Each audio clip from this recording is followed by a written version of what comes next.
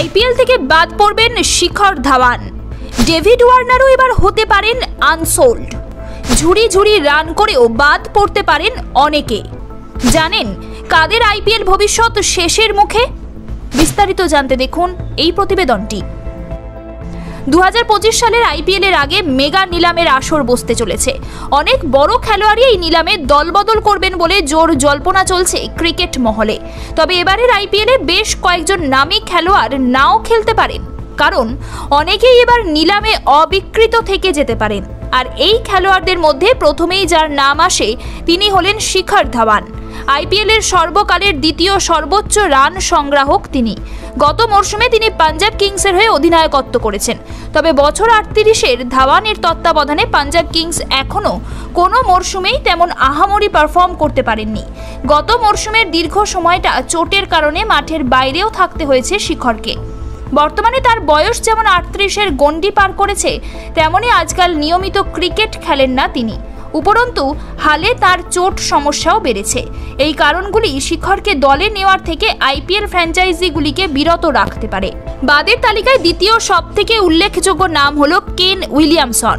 আন্তর্জাতিক ক্রিকেটে এখনও কিন্তু তিনি বর্তমান বিশ্বের সেরা ব্যাটারদের মধ্যে অন্যতম হিসাবেই বিবেচিত হন। এদিকে ধাওয়ানের মতো কেন উইলিয়ামসনও সাম্প্রতিক সময়ে চোটের কবলে পড়েছেন। এর প্রভাব পড়েছে তার পারফরমেন্সেও। এই কিউই তারকার স্ট্রাইক রেট অনেক সময় সমালোচনার মুখে পড়েছে। সেই কারণেই একসময় আইপিএল মাতালেও স্টিভ স্মিথ বর্তমানে আইপিএল এর সুযোগ পাচ্ছেন না। একই জিনিস কিন্তু উইলিয়ামসনের সঙ্গেও ঘটতে পারে। আর কলকাতা নয়, টাইটান আই প্লাস এখন বনগাঁ শহরে। অলংকার, যশোহর রোড, বাটার মোড়, বনগাঁ। এই তালিকায় তৃতীয় নামটি হলো ডেভিড ওয়ার্নার। গত আইপিএল মরশুমটা দিল্লি ক্যাপিটালসের হয়ে একেবারেই আহামরি কাটেনি ওয়ার্নারের। 8 ম্যাচে মাত্র 168 রান করেছিলেন তিনি।